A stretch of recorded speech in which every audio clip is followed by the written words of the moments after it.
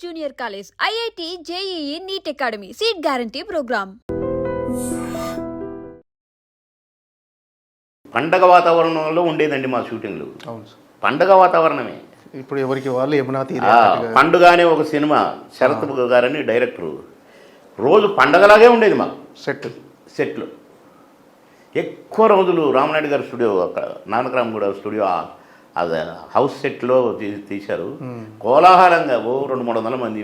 అబ్బబ్బబ్బబ్బా, ఎంటర్ అయిన కాడ నుంచి ప్యాకప్ అయితే కొబ్బుద్ది అయ్యేది కాదు. ఇంకా కాసేపు ఉంటే బాబు సరదాగా ఆడుకుంటున్నాం అందరం. మేము షూటింగ్ చేస్తున్నామని అనుకుంటున్నాం కాదు, ఆడుకోవడానికి షూటింగ్ లొకేషన్లో ఉండేది కాదు, అది ఫ్యామిలీ మెంబర్స్ అంతా కలిసి ఆడుకుంటున్నారు. సీన్లు అట్టే ఉండేది, కొట్లాడుకోవటం. మళ్ళీ సీన్ అయిపోగానే వచ్చి రండిగా. ఇప్పుడు అరే అదే ఇప్పుడు ఇంత ముందు పోల్చుకుంటే ఈ పారితోషికాలు ఇవి కూడా బాగా పెరిగిపోయినాయి కదా సార్. ఏ రెమ్యునేషన్స్ ఏమో తెలియదు మాకు, ఎవరు ఏం తీసుకుంటారో మాకేం పనండి. వాటి గురించి నాకు ప్రస్తావన ఎందుకు, మనకేమైనా మనకు వచ్చే పర్సంటేజ్ వాడు బేడా, మనది మనమే వాడదు. అన్నీ మారిపోయినాయి. ఏమో వాళ్ళు ఎట్లా తీసుకుంటున్నారో, వీళ్ళు ఎట్లా ఇస్తున్నారో మాకు తెలియదండి. మాకు మామూలుగా ఎంత అంటే ఇంత అనుకునేది అంతే, వాళ్ళు ఇచ్చింది తీసుకునేది మేము వెళ్ళిపోయేది. ఏనాడు నేను డబ్బులు ఇవ్వలేదు కదా షూటింగ్ రానని కానీ, ఉండేది కదా సార్, మీలో ఉండేది కదా, డబ్బులు వేయలేదు కనుక నీ షాట్లకు రానని కానీ అనేది కాదు, ఇచ్చినప్పుడు తీసుకునేది. డబ్బింగ్ అప్పుడు మాత్రం మా కూలీ అనేది. ఓకే, కూలీ అనేది నేను కూలీ, అది బ్యాలెన్స్ అంతే. రెడీ సార్, కవర్ రెడీ అంతే.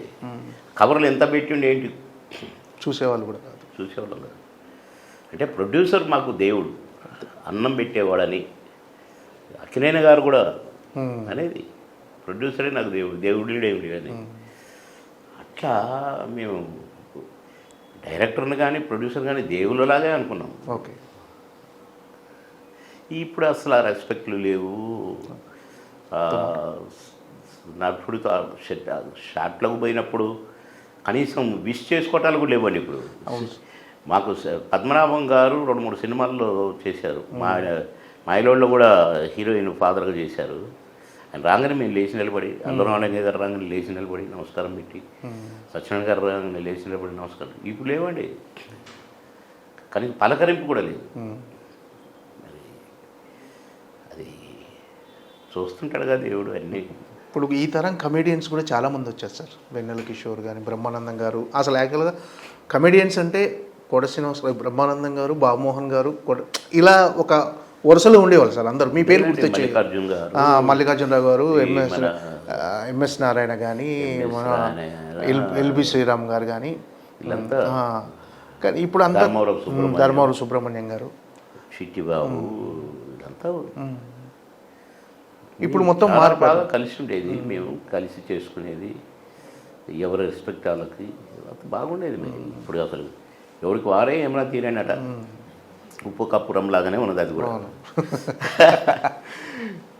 సార్ ఈ తరం కమేడియన్స్ని వాళ్ళు చేసిన సినిమాలు అవి చూస్తుంటారా సార్? ఇప్పుడు వచ్చిన కొత్త మాయేమేం చూసుకోలేదు. ఈ సినిమా చూసారు సార్, ఉప్పు కప్పురము సినిమా? మీరు చూడలేదు సార్? ఇంకా చూడలేదు అంటే ఎలా చాలా రోజుల తర్వాత మళ్ళీ ఒక మంచి క్యారెక్టర్ చేశానంటే? నేను అంతకంటే మంచి క్యారెక్టర్ చేసిన చూడలేదు, అంటే బిజీలో చూడలేదు అనుకోండి. కానీ థియేటర్ పోయి చూసి జనం అంతా వాళ్ళు సినిమా సరిగ్గా చూడక నన్ను చూసుకుంటా, వెనక్కి ఇటే చూసుకుంటుండి ఇటు సినిమా వేస్తే నేను అట్టటి 1-2 సార్లు ఫీల్ అయ్యి, ప్రేక్షకుల్ని ప్రశాంతంగా సినిమా చూడనేయాలి, డబ్బులు పెట్టి టికెట్ కొనుక్కొని చూస్తున్న ప్రేక్షకుల్ని చెడగొట్టకూడదు అని నేను అసలు సినిమా హాల్లోకి పోవడం మానేశాను. ఓకే, ప్రివ్యూలో చూడటం కూడా పెద్దగా నాకు టైం ఉండేది కాదు. ఓకే, ఇంట్లో కూడా చూసేవాళ్ళు కదా సార్ మీ సినిమా? ఇంట్లో టీవీలో వచ్చినప్పుడు చూసేది బాగా, నా సినిమా చూసినరా బాగా చేసిన అన్నీ దంచుకుంటూ పోవటమే. రోజుకు 6 షూటింగ్లు చేసేదండి, 6 షిఫ్ట్లు పనిచేసేది నేను. అట్లా ఒక 16 సంవత్సరాలు అయిపో. ఓకే, 6 షిఫ్ట్లు 7 o'clock నుంచి స్టార్ట్ అయితే 6వ షిఫ్ట్ 4 to 6 తెల్లవారుజామున. 4 to 6 మార్నింగ్ 4 to 6 షిఫ్ట్. అవును, చిరంజీవి గారు కూడా 4 to 6 పనిచేశారు. 16 సినిమాలు సార్ ఒకేసారి? ఏంటి? 16 సినిమాలు ఒకే షిఫ్ట్ అన్ని మామూలుగా 6 సినిమాలండి. సార్. పర్ డే 6 షిఫ్ట్లు పనిచేసేది నేను. 6 ఓకే షిఫ్ట్లు, ఓకే ఓకే 3 గంటలు 4 గంటలు 3 గంటలు 4 గంటలు అట్లా 6 షిఫ్ట్లు పనిచేసేవాడిని. ఓకే. ఇవి కాక లంచ్ బ్రేక్లు వేరే, మళ్ళీ 1 to 2 అదొక షిఫ్ట్. ఇప్పుడు అలా లేదు. 3 1 to 2 ఇస్తే ఒక సినిమా అయిపోయేది. 5-6 సీన్లు కొట్టిపారేసేవాళ్ళం. ఆ చిన్న చిన్న 5-6 సీన్లు 10 సీన్ల లోపు ఉన్నాయన్నీ లంచ్ బ్రేక్లో ఇచ్చేది వాళ్ళకి. అట్లా 6 షిఫ్ట్లు పనిచేసిన రౌండ్ ద క్లాక్. ఓకే. అట్లా చేసి మేము ఇంకా సినిమాకు పోయి షూటింగ్ టైం ఆడదండి. అట్లా పనిచేసేవాళ్ళం. మేము అలసిపోయేటోళ్ళం కాదు. దేవుడు మాకు అలసట ఇవ్వలేదు. గో హెడ్ దంచు అంటే దంచేది. దేవుడు అట్లా చేయించుండి పని మాకు. క్యారెక్టర్ ఆర్టిస్ట్గా కమెడియన్ కాకుండా మీరు అంటే ఒక బావలు సయ్య అనే పాట వినగానే ఖచ్చితంగా సిల్క్ స్మితగా ఎలా గుర్తొస్తారు, బామోహన్ గారు గుర్తొస్తారు వెంటనే. నెక్స్ట్ చినుకు చినుకు సందడిలో పాట కానీ, సౌందర్య గారితో పాట చేయటం కానీ, ఇవి ఒక గ్రేట్ ఎక్స్పీరియన్స్. ఉంటే ఏమో కూరుంటే ఏమో పాట, మన పాటతోనే 100 రోజులు ఆడింది సినిమా. అంటే ఆ పాటలు మొత్తం మీరు ఇందులో సిల్క్ స్మిత ఉన్నా కూడా ఫస్ట్ బామోహన్ గారు గుర్తొస్తారు ఖచ్చితంగా ఆ పాట బావలు సయ్య. అవును సార్. అది బాబుమోహన్ పాట అయిపోయింది. సిల్క్ స్మిత్ పాట అంటే పక్కన వాళ్ళను ఖచ్చితంగా డామినేట్ చేస్తారు మీరు పర్ఫార్మెన్స్. పర్ఫార్మెన్స్ ఎంత, మళ్ళీ అది కూడా ఓవర్ అయ్యేది కాదు, ఎంత బ్యాలెన్సింగ్గా ఉండేది. కాకపోతే సందర్భోచితంగా ఉండేది. అంతేగాని ఆమెను డామినేట్ చేసినట్టుగాను అట్లా కాదు. Character okay. ఆమెను చూసి సొంగగారుసుకోవాలి, కరెక్ట్గా అతికినట్టుగా సొంగగారుసుకున్నాం కనుకనే హిట్ అయింది ఆ పాట. ఆ పాట కోసం సినిమాకి వచ్చి ఈ మధ్యనే ఆ పాట ప్రొడ్యూసర్ ఎడిటర్ మోహన్ గారు అని ఫోన్ చేశారు. ఇంతవరకు 37 సంవత్సరాలలో సిల్క్ స్మిత బావల సయ్యా పాటను బీట్ చేసే సాంగ్ రాలేదట. అవును సార్, ఇప్పటివరకు రాలేదు ఆ స్థాయి. మరి చినుకు చినుకు అందలతో బీట్ చేసే పాటలు కూడా రాలేదు. ఒక సాంగ్తో 365 రోజులు ఆడిన సినిమా ఏదైనా వచ్చిందా? అట్లనే ఒక పాటతో 100 రోజులు భూమి ఉంటే ఏమో కూరుంటే ఏమో వచ్చిందా? అట్లా సిల్క్ స్మితతో ఒక కమెడియన్ చేసిన పాట కోటగారు కూడా చేశారు, కానీ కోటగారు అనరు, బాబుమోహన్ సిల్క్ స్మితే అంటారు. అవును. పెర్ఫార్మెన్స్తో మార్కులు. ఎలాంటి క్యారెక్టర్ చేయాలనుకుంటారు సార్? ఇంకా అదేం లేదండి, నేను ఎప్పుడూ అనుకోలేదు ఇట్లాంటి క్యారెక్టర్లు చేయాలి, అట్లాంటి క్యారెక్టర్ అంటే వచ్చినాయి. అట్లా బాబుమోహన్ గారు సినిమాలు చేస్తున్నారు ఇప్పుడు, అంటే ఆయన అడగటానికి దర్శకులు ఎవరు అడగలేదు, నన్ను అడగాల్సిన అవసరం లేదు. అంటే మీకోసం ఒక కథ అంటే మీకు ఒక క్యారెక్టర్ రాసుకుంటానికి వాళ్ళు మీ దగ్గరకు వచ్చి కథ చెప్పడానికి అంటే బాబుమోహన్ గారు రెడీ అనే విషయం తెలియట. నాకు ఎవరు కథ చెప్తున్నట్టు నేను ఒప్పుకోను కదా ఫస్ట్ పాయింట్. ఓకే. ఎందుకంటే వాళ్ళ కథ నేను ఎందుకు, నాకేం పని, నేను డైరెక్షన్ చేసేది కాదు. నా క్యారెక్టర్ నాకు ముఖ్యము. నా క్యారెక్టర్ ఏంటి, కాంబినేషన్ ఎవరెవరు, అంతే తప్ప కథ రచయిత ఎవరు, ఆ రచయిత అయితే చేయము, ఈ రచయిత అనేవి కాదు. క్యారెక్టర్ నచ్చితే పర్వాలేదు అనుకుంటేనే చాలు మాకు. ఎందుకంటే దాన్ని పర్వాలేదు అనుకునే దాన్ని పాస్ చేయటం మాకు వచ్చు. మా పెర్ఫార్మెన్స్తో డెఫినెట్గా ఇప్పుడు ఉప్పు కప్పు రంగులో క్యారెక్టర్ గురించి ఎట్లయితే చెప్పానో జస్ట్ లైక్ దట్ అంతే. కనుక ఇప్పుడు నేను నా వృత్తి పని చేసుకుంటున్నాను. ఆఖరి శ్వాస వరకు నా వృత్తే నాకు ముఖ్యం. నటిస్తూనే ఉంటారు. సేవ కూడా, నేను సినిమా యాక్టర్ కూడా సేవ చేస్తున్నాను. ఎన్నో పెళ్ళిళ్ళు చేశాను, ఎందరినో చదివించాను, ఇంకా చదివిస్తున్నాను నా కష్టార్జితంతో. కానీ ఇప్పుడు ఒక ట్రస్ట్ పెట్టాను, బాబుమోహన్ నా కుమారుని పేరు మీద పెట్టాను. బాబు పేరు మీద పెట్టాను, పవన్ బాబుమోహన్ చారిటబుల్ ట్రస్ట్ అని పెట్టాను. ఆ ట్రస్ట్ ద్వారా ఎంతోమందికి చదివిస్తున్నాను, ఎంతోమందికి ఎన్నో రకాల సహాయాలు చేస్తున్నాను.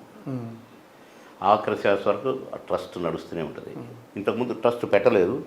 బాబుమోహన్గా ఎక్కడ ఒక అక్షరంగా కూడా తెలియకూడదు బాబుమోహన్ చేసేది.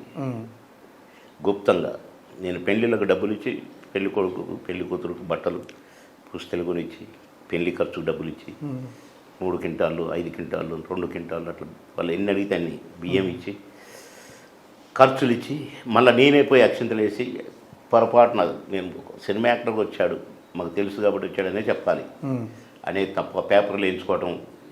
కానీ ఇప్పుడు డైరెక్ట్గానే నా ట్రస్ట్, ఎందుకంటే నాకు పొలిటికల్గా టచ్లో లేను. ఇటు ఆర్టిస్ట్గా ఉన్నాను. కానీ నా కుమారుడి పేరున ఇంట్లో నాకు గొడవ. బాబు ఎన్ని చేస్తారు మీరు, బాబు పేరు పెట్టచ్చు కదా, ట్రస్ట్ పెట్టచ్చు కదా, ట్రస్ట్ ద్వారా చేయొచ్చు కదా అని చాలామంది శ్రేయోభిలాషులు మా ఇంట్లో వాళ్ళు నేను అందరంటేనే మా చిన్న బాబు అంతా పెట్టారు. పెట్టి ఈ సేవలు అందించేటప్పుడు మాత్రము మా అమ్మ నాన్నను కూడా మరి కన్న తల్లిదండ్రులను జ్ఞాపకం చేసుకోవాలి కదా. మా అమ్మ పేరు ప్రేమ, మా నాన్న పేరు ఆనందరావు, ఓకే, బాబు పేరు పవన్. అందుకనే ప్రేమానంద పవన్ చారిటబుల్ ట్రస్ట్ పేరున సేవలు అందిస్తాం. ఒక 10 మందికి ఆర్థిక సాయం చేస్తాను అనుకోండి, ఒక 10 మందికి భోజనం పెడుతుంది అనుకోండి, మనం ఒక 50 మందికి భోజనాలు పెట్టించినాం. ఒక హాస్టల్లో ఆర్ఫన్ పిల్లలు ఉన్నారు, వర్షానికి వాళ్ళ రేషన్స్ అంతా కాలిపోతే ఒక నెల రేషన్ కొనిచ్చిన. ఇవన్నీ కూడా ప్రేమానంద పవన్ అమ్మ నాన్న కొడుకు సేవలు అందించేటప్పుడు బ్యానర్ మీద అట్లా చేయదలుచుకున్నాను. అందుకని ఇప్పుడు పాలిటిక్స్ దూరంగా. ఇన్నేళ్ల కెరీర్లో మీకు ఎన్ని క్యారెక్టర్లు చేశారు కదా సార్, డిఫరెంట్ క్యారెక్టర్స్, అన్ని క్యారెక్టర్స్తో జనాలు ఎంటర్టైన్ చేశారు. ఇది టఫ్ అనిపించిన క్యారెక్టర్ ఏదైనా ఉందా సార్? ఇది కొంచెం ఛాలెంజింగ్గా టఫ్ అనిపించింది నాకు. అది ఉంది. ఎర్రోడ్ అనే సినిమాలో సార్ కాటికాపురం నేను, ఓకే, తద్దినాలు పెట్టేటోడు బ్రహ్మానందం, మళ్ళీ ఇద్దరం బ్రహ్మానందం బాబు అని మేమిద్దరం జనాన్ని ఏడిపించే క్యారెక్టర్. లాస్ట్లో నేను చనిపోతాను, వాడు నన్ను ముట్టుకోకు, అప్రాచ్యుడ అంటుంటాడు. అలాంటి వాడు నన్ను మోసుకుంటూ శ్మశానానికి తీసుకుపోయి నన్ను దహనక్రియలు చేస్తాడు. నేను ఏడుస్తూ చనిపోతాను, నన్ను చనిపోయిన ఏడుస్తూ చేస్తాడు. వర్షంలో భలే చేశాం ఆ 2 క్యారెక్టర్లు, మరవరాని క్యారెక్టర్లు. బ్రహ్మానందం బాబుమోహన్ బాగా చేశారు ఇద్దరు. బ్రహ్మానందం గారితో టచ్లో ఉన్నారు సార్? కలుసుకుంటారు, మాట్లాడుకుంటాం. ఎందుకు మాట్లాడుకుంటాం? కోట శ్రీనివాసరావు గారితో కానీ నేను వెళ్తాను, ఇంటికి వెళ్తాను, మాట్లాడుకుంటాం, బ్రహ్మాండంగా మాట్లాడుకుంటాం. Okay sir, thank you so much. Okay, అందరూ నా ప్రేక్షక దేవుళ్ళందరినీ కోరుతున్నాను, ఉప్పు కప్పురం సినిమా చూడండి. ప్రొడ్యూసర్ గారు చల్లగుంటే ఇంకొక సినిమా తీస్తారు. అట్లా రామనాయుడు గారు ఎన్ని సినిమాలు తీసేవారు కనుక మీ ఆదరణే ప్రొడ్యూసర్కు శ్రీరామరక్ష. కాబట్టి ఈ సినిమా సూపర్ హిట్ కావాలి, డైరెక్టర్ గారికి బ్రేక్ రావాలి, ప్రొడ్యూసర్ గారికి బ్రేక్ రావాలి, మా అందరికీ కూడా మీ దీవెనలు కావాలి. కాబట్టి మేము నటించింది చూసి ఎంజాయ్ చేయండి. అందరికీ నా నమస్కారం, all the best. Thank you sir. ఈ సినిమా ఉప్పు కప్పురంబు డెఫినెట్గా అందరికీ నచ్చాలని, బ్లాక్ బస్టర్ హిట్ అవ్వాలని కోరుకుంటాం. Thank you sir.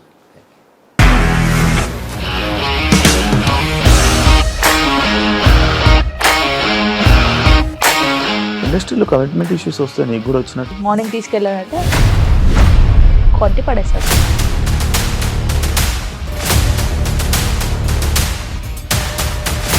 ఒక్కళ్ళు కూడా చూడలేదు ఈ సినిమా అని చెప్పడానికి కూడా చాలా ధైర్యం కావాలి. అది నిజం కదా, దాంట్లో ధైర్యం ఏంటి? ఇది నెక్స్ట్ డే ప్లేట్ మార్చేస్తే తప్పు కదా. As of now we are comfortable this అని నేను అనుకుంటున్నాను. రష్మిక గారిది మీది ఒకే ఊరంట కదా? నీకు కోపం వచ్చిందంటే బాగా తిట్టేత్తరా? తిట్టేద్దామండి. నిజంగా గేమ్ ని ఎలా చేంజ్ చేయగలిగారు? ఏపీఎస్ఎఫ్సి వాళ్ళకి 6 నెలల్లో నేను 6 లక్షలు కట్టా. బిజినెస్ చేయాలనుకుంటే it is as difficult as riding a tiger.